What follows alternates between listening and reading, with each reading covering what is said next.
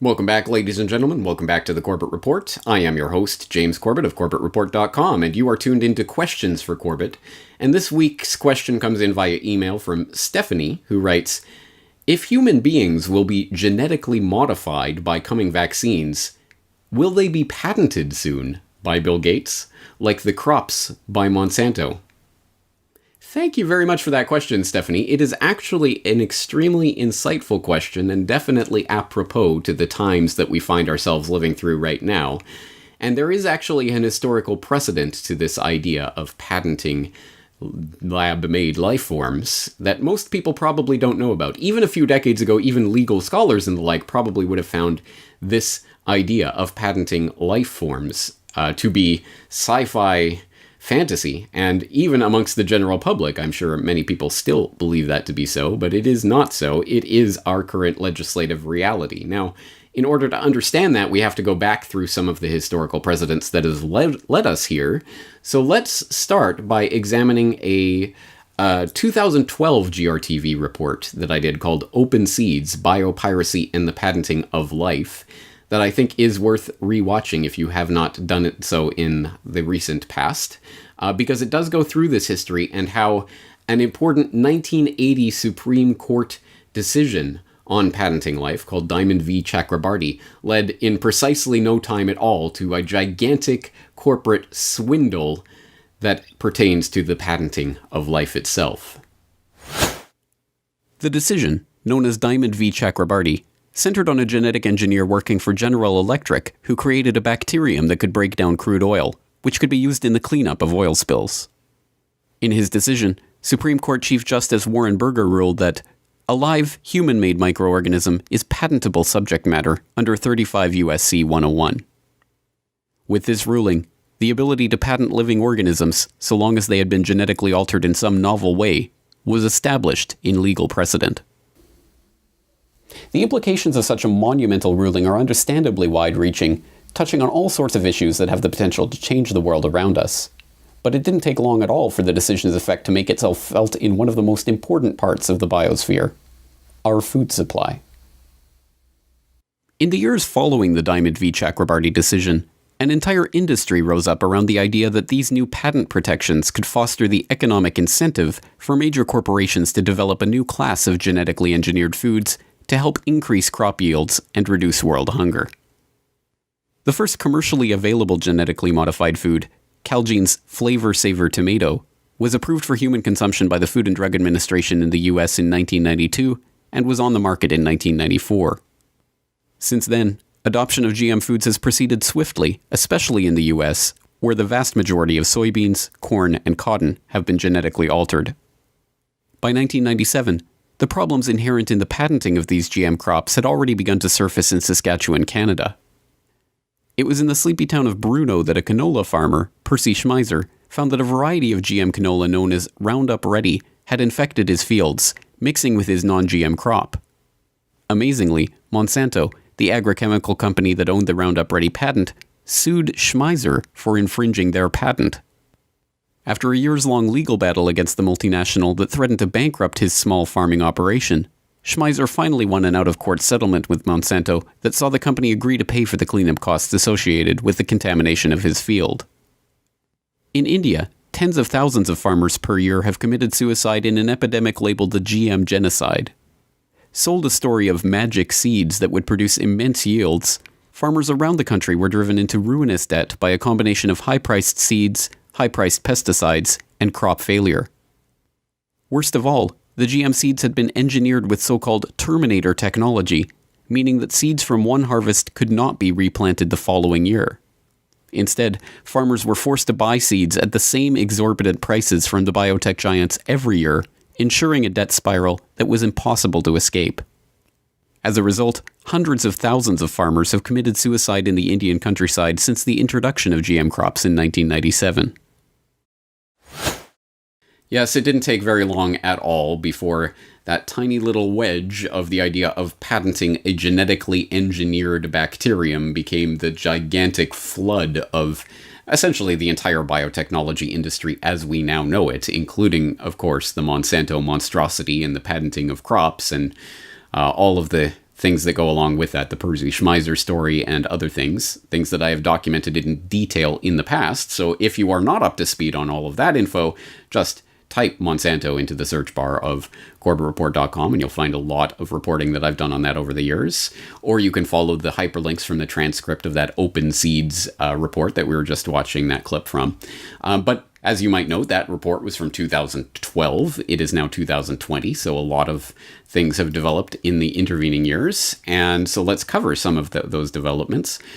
First, we'll turn back to episode 360 of the Corbett Report podcast, Steal This Podcast Please, which you will remember, I hope, revolved around the subject of intellectual property. And at that time, I was covering a number of different ways that IP pervaded and permeated itself into our existence, including even into our own bodies and our genetic code itself. Yes, as you might recall, we're talking about the idea of patenting human genes, which, yes, the U.S. Patent Office granted thousands and thousands and thousands of patents for human genes to various companies, which it was not a benign thing, as anyone who was working with, for example, BRCA1 or BRCA2 genes associated with breast and ovarian cancer found out.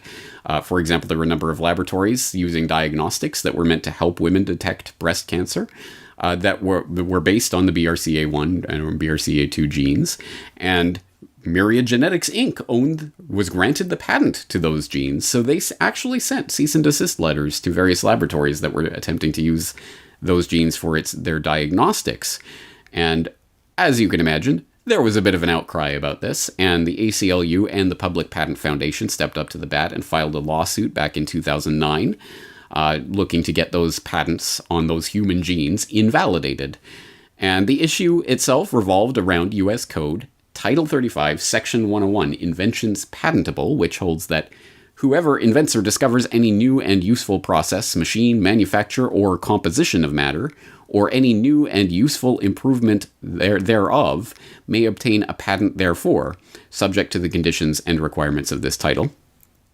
And as I did mention in episode 360, again, I would invite you to go back for more detail, but I did mention that, yes, Myriad's BRCA1 and BRCA2 patents were invalidated, along with many, many other patents at that time, thousands of others.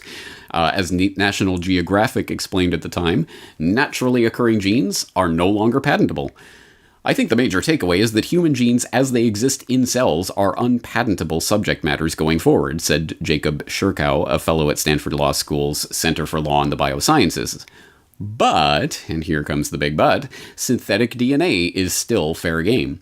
The court tried to strike a balance in its ruling by banning some types of gene patents, but not others.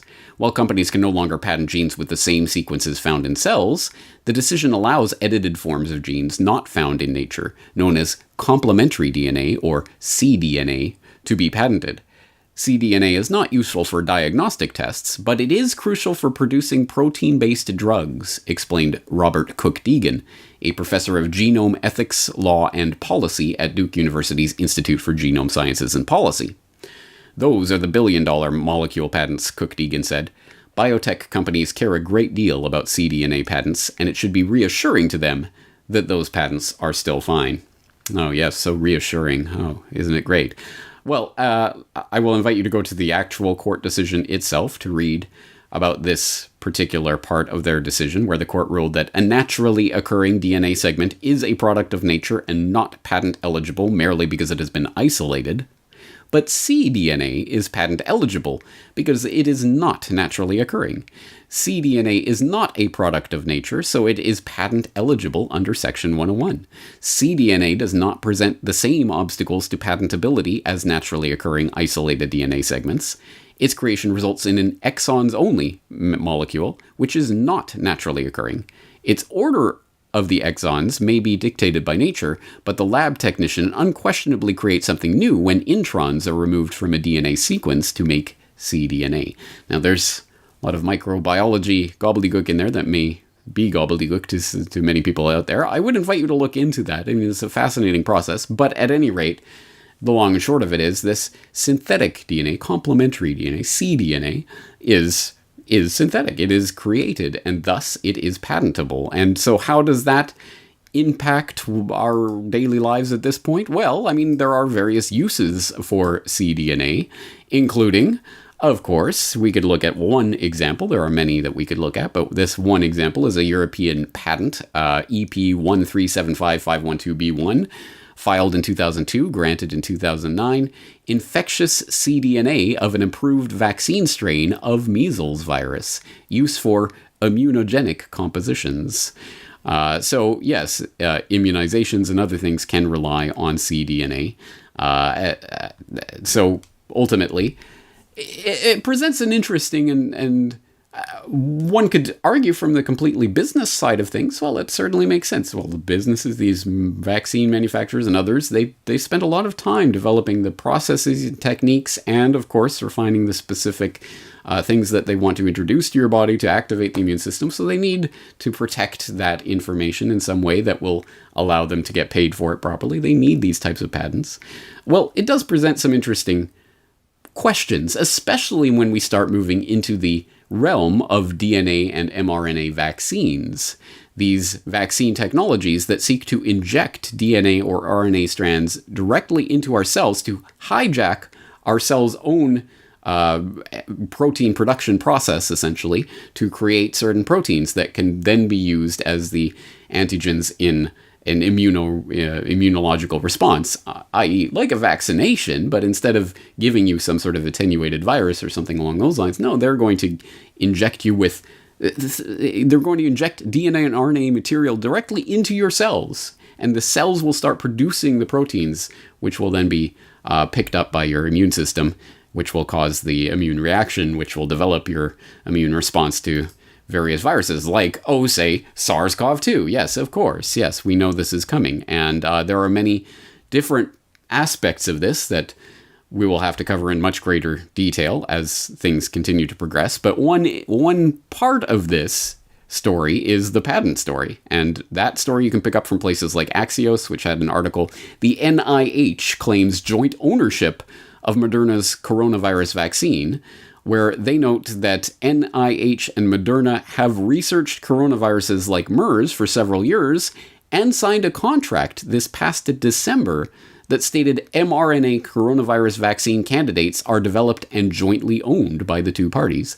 The contract was not specific to the novel coronavirus, and it was signed before the new virus had been sequenced. So basically they're saying, well, anything you develop is going to be partly owned by us.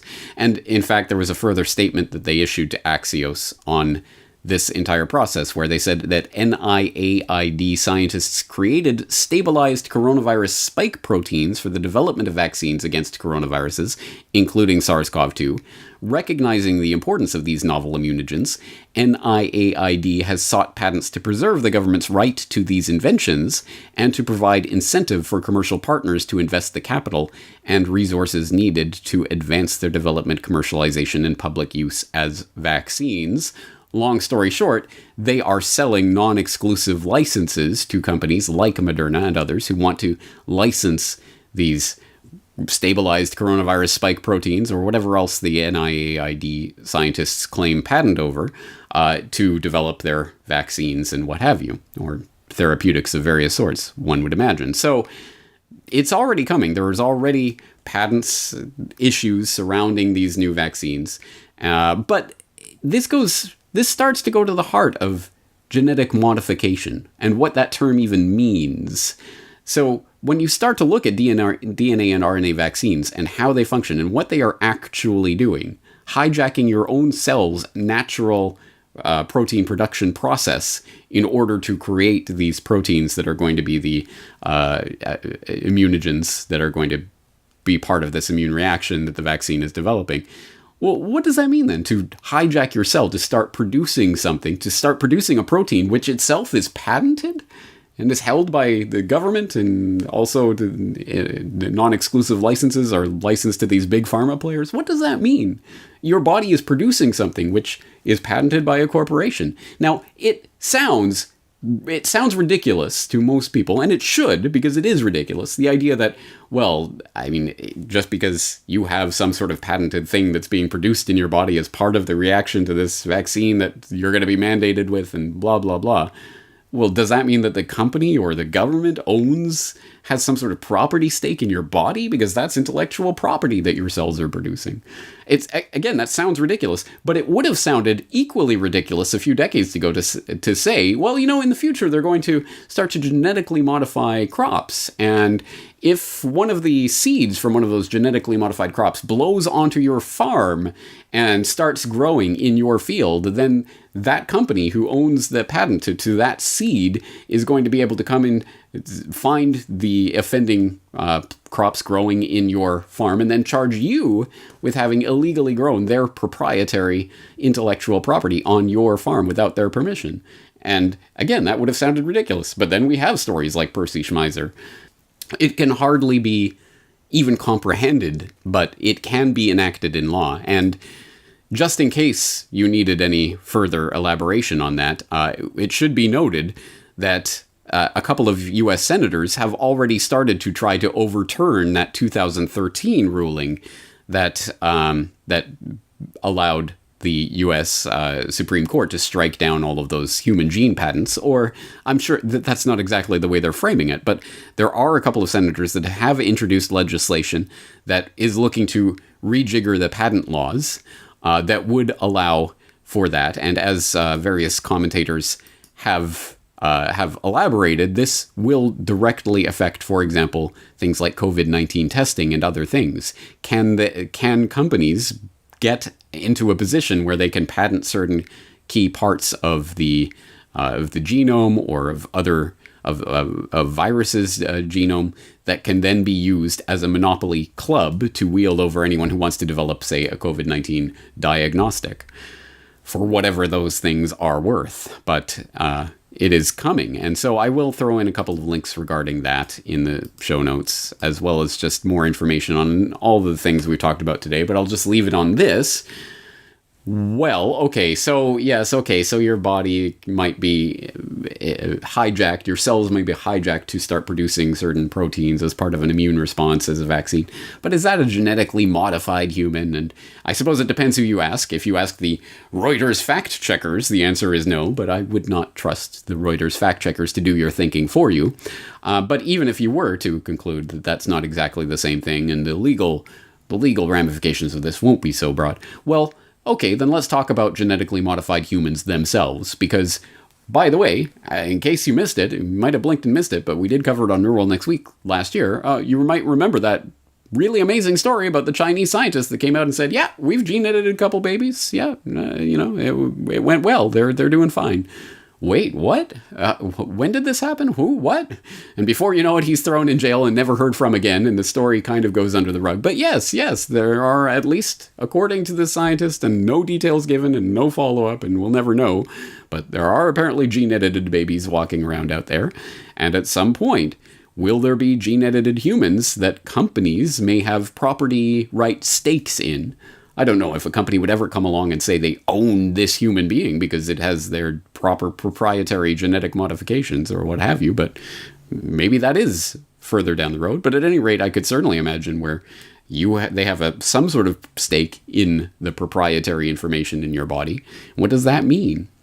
Again, this is somewhat necessarily theoretical. I can't answer this because I can't point to U.S. Code Section 73, Paragraph 14b, because it doesn't exist yet. Obviously, these types of things will come before the courts at some point, and there will be case law that is set, and that starts to become the law of the land.